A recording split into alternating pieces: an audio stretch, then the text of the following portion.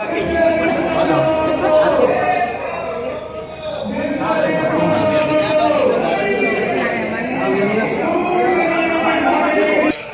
महीने इस समय उसकी ट्रेनिंग ली, 40 इसकी है। हाँ, उसका सिलाई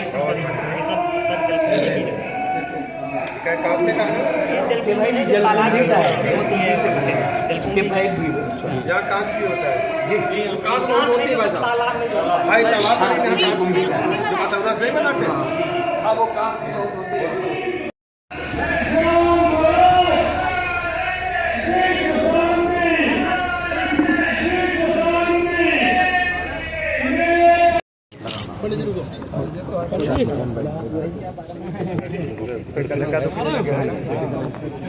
यहाँ पर आई पेंट लगता है, सीतापुर का, सीतापुर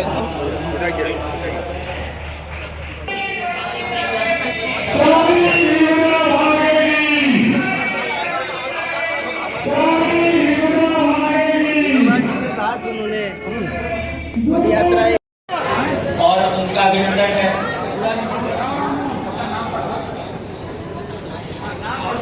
श्री सुधीर भाई गोयल जो उज्जैन से आप सबके बीच बता रहे हैं और वो उनके तिथि का स्वागत अभिनंदन कर रहे हैं। आदरणीय भारत भूषण जी जो अयोध्या से पधारे हैं, उनका बहुत बहुत अभिनंदन और स्वागत है। आदरणीय लाल बहादुर गांधी स्मारक निधि उत्तर प्रदेश और उत्तरांचल के अध्यक्ष सचिव हैं, वो उनका बहुत बहुत स्वागत अभिनंदन है। केशव मिश्रा जी जो विनोबा सेवा आश्रम इंटर कॉलेज के प्रबंधक हैं, उनका बहुत अध्यक्ष है, उनका बहुत बहुत अभिनंदन स्वागत है। ओंकार मनीष करती हूँ। और क्योंकि जब बाबा ने लक्ष्य रखा था उस समय 1 करोड़ लोग खूनहीन थे, तो बाबा ने उसमें लक्ष्य रखा था कि 1 करोड़ एकड़ जमीन जो इस देश के भूमिहीनों को चाहिए है। तो जब 45 लाख एकड़ जमीन मिली, राज करते हैं, पकड़ लीजिए।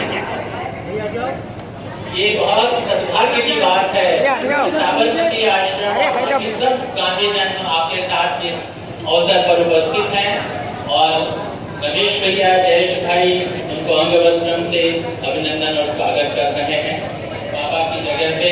इसके बाद मैं निवेदन करूंगा साथियों से कि दूसरा अंग वस्त्रम और माला हमारे आज के जो मुख्य अतिथि के तौर पे हमारे वशिष्ठ जी सब कुछ है, हम हमारे हृदय पे राज करते हैं जयेश भाई, उनका हम अभिनंदन करते हैं। मुख्यमंत्री महोदय ने कहा कि मैं पहनाऊंगा अंग वस्त्रम, जोरदार अभिनंदन और स्वागत। और आज के देश में जो भी युवा हैं जो गांधी विनोबा को न केवल जानते हैं समझते हैं बल्कि उनके रास्ते पे हर क्षण जीते हैं, तैयारी करते कराती हैं ये चीजें हमारी, और बहुत सारे इनके पढ़ाए हुए बच्चों का सहयोग हो रहा है जिसके कारण वो अपना जीवन आगे बढ़ा रहे हैं। मैं निवेदन करूंगा जय जगत आश्रम बनाने वाले हमारे जौनपुर के साथी, जौनपुर की भूमि में बाबा का काम कर रहे हैं जो नौजवान साथी अमित परमार जी, जिनको हम बहुत बहुत स्वागत अभिनंदन करते हुए हमारे बीच में आए। वो IT प्रोफेशनल हैं, वो बहुत बड़ी एक विदेश की कंपनी में काम करते हैं, इंफॉर्मेशन टेक्नोलॉजी इंजीनियर हैं। और भी अन्य साथी जो डॉक्टर पुनीत मनीषी जी भी कुछ बस वो स्वागत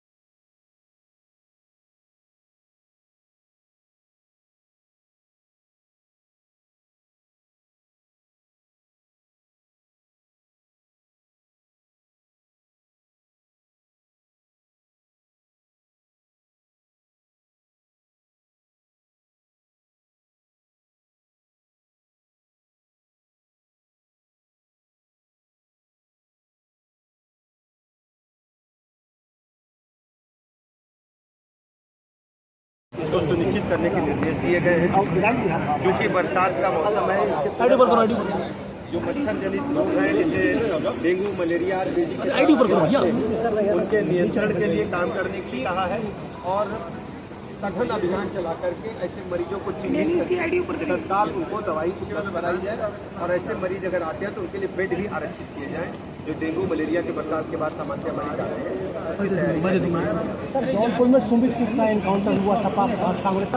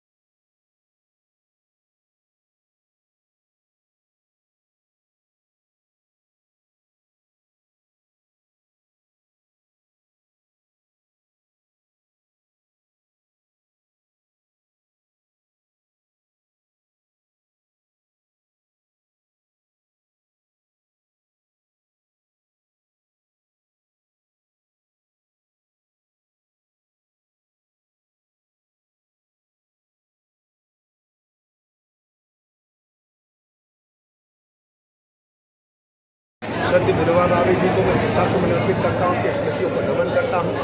और यहाँ बरतारा में शाहजहाँपुर में जिस दिन से सत्य विनोबा भावे जी के आश्रम को रमेश भाई जी ने आगे बढ़ाने का काम किया है, मैं बहुत घूर प्रशंसा करता हूँ और आश्रम के साथियों को भरोसा दिलाता हूँ कि विनोबा भावे जी की कर्मभूमि के साथ साथ उनकी जो बताए हुए रास्तों को आगे बढ़ाने के लिए हमारी सरकार उनके साथ खड़ी।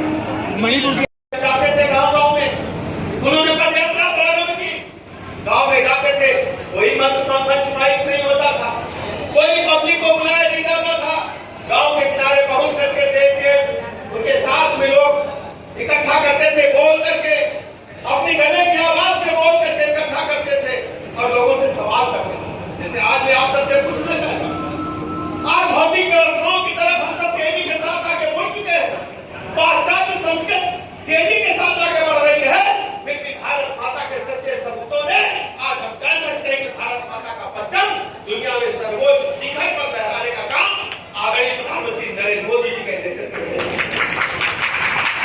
उस समय की मैं चर्चा करना चाहूंगा जब सत्य विनोबा भावे निकले थे भूदान आंदोलन के लिए, वो सवाल करते थे राम कबीर से, सवाल करते थे राजा विनोबा भावे जी की जयंती। ऐसे अवसर पर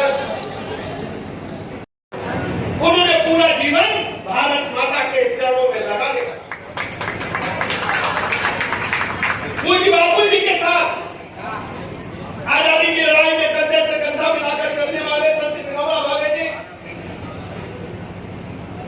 मैं कह सकता हूं युवावस्था में ही गांधी जी के सानिध्य में रहकर देश की सेवा के लिए अपना सर्वस्व न्यौछावर करने का काम किया। लेकिन उनके सामने चिंता थी, चुनौती थी कि भारत माता के जो गरीब बेटे हैं, जो गरीब परिवार हैं, जो निर्धन लोग हैं, जो भूमिहीन लोग हैं, उनका क्या होगा देश की आजादी के बाद। जो बड़े बड़े भूखंड थे, बड़ी बड़ी खेती थी, बड़े बड़े फार्म हाउसेस थे, कई गांव राजाओं महाराजाओं के पास होते थे भूमि के नाम पर, जमीन के नाम पर उनका लगान राजा महाराजा वसूलते थे, जमींदार वसूलते थे। जयंती के अवसर पर आयोजित रामहरि समागम कार्यक्रम में उपस्थित अध्यक्ष साबरमती आश्रम आदरणीय जयेश भाई, उज्जैन से पधारे आदरणीय सुधीर भाई, पूज्य संत विनोबा भावे जी के चरणों में नमन करता हूं, श्रद्धा सुमन अर्पित करता हूं, उनकी स्मृतियों को भी नमन करता हूं। हम सब जानते हैं कि आजादी के बाद और आजादी के पहले जिस भारत की कल्पना, जिस भारत की परिकल्पना आजादी के पूर्वाधार में की थी, उसको संविधान के माध्यम से धरातल पर उतारने का काम भारतीय संसद के माध्यम से, संविधान सभा के माध्यम से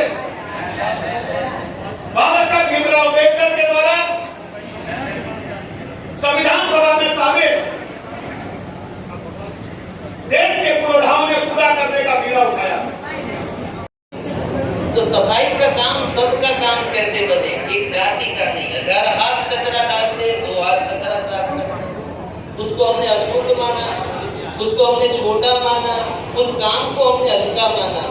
सफाई का काम सबका काम बने, उसके लिए मेरे पिताजी ने पूरा जीवन दिया।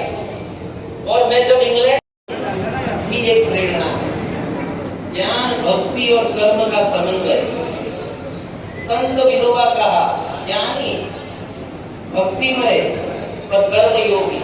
आचार्य विनोबा कहा, ऋषि विनोबा कहा, जो गांधी जी के उत्तराधिकारी रहे।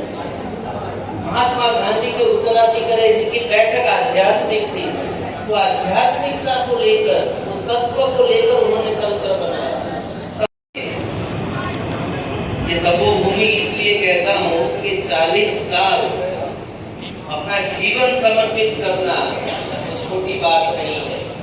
तो वो जीवन समाज के लिए समर्पित करना है, समाज की वेदना को अपनी वेदना समझकर संवेदना के साथ काम करना, ये तो एक साधना है।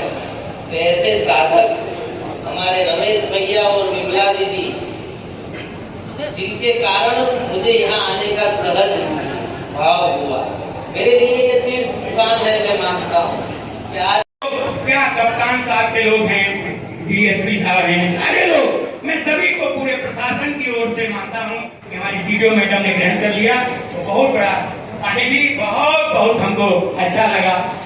तो पुलिस ने भी कोई कम मेहनत को 1 महीने तक पनीर खाने को मिला, लगातार 7 क्विंटल पनीर रोज आता था।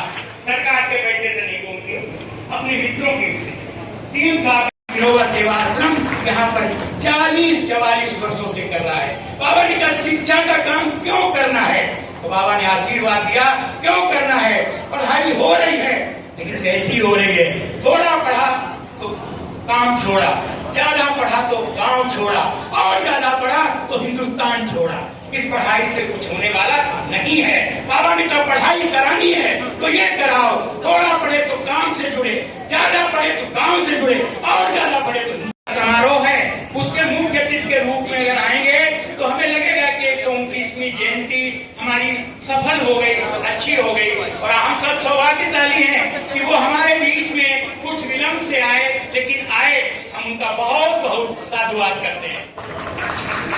हमारे अध्यक्ष जयेश भाई पटेल परसों पावन अवसर पर आज के कार्यक्रम के मुख्य अतिथि आदरणीय श्री ब्रिजेश पाठक जी, उप मुख्यमंत्री उत्तर प्रदेश। 1 महीने कोरोना के समय पर गांधी भवन में पूरे 1 माह रसोई चलाई, जिसमें हजारों लोग रोज समय निकाल कर सचिवालय से आते थे पहली थाली परोसने के लिए। उस दिन से हम लोगों का परिचय राय साहब क्या हुआ, तैयारी कराती हैं ये दीदी हमारी, और बहुत सारे इनके पढ़ाए हुए बच्चों का भी सहयोग हो रहा है, जिसके कारण वो अपना जीवन आगे बढ़ा रहे हैं। मैं निवेदन करूंगा जय जगत आश्रम बनाने वाले हमारे जौनपुर के साथी, जौनपुर की भूमि में बाबा का काम कर रहे हैं जो नौजवान साथी अमित परमार जी, जिनको हम बहुत बहुत स्वागत अभिनंदन करते हुए हमारे बीच में आए। वो IT प्रोफेशनल हैं, वो बहुत बड़ी एक विदेश की कंपनी में काम करते हैं, इंफॉर्मेशन टेक्नोलॉजी इंजीनियर हैं। और हम सबके लिए भाजपा का जो यहाँ संगठन का काम कर रहे हैं मिश्रा जी, बहुत केशी मिश्रा जी, बहुत ही विनोबा गांधी विचार के वो साथी हैं और हर कार्यक्रमों में परिवार की भूमिका में रहते हैं मिश्रा जी, उनका बहुत बहुत अभिनंदन और स्वागत है। शिल्पी बहन हमारे बीच में आई हुई है, उनसे निवेदन है कि वो आए, और बहुत बहुत अभिनंदन और स्वागत है। दीदी का बहुत बहुत स्वागत है। रोटरी क्लब के कुछ साथी आकर के